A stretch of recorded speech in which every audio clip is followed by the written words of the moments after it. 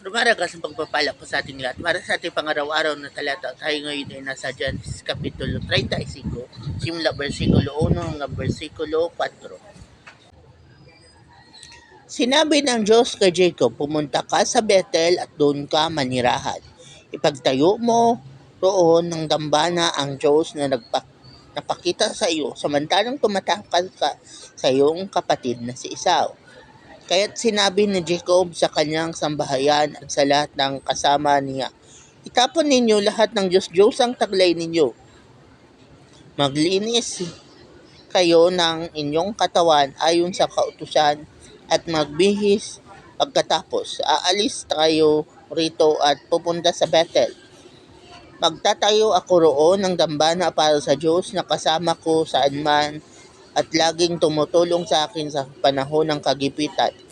Ibinigay nila kay Jacob ang kanilang Diyos-Diyosan at ang suot nilang mga hikaw.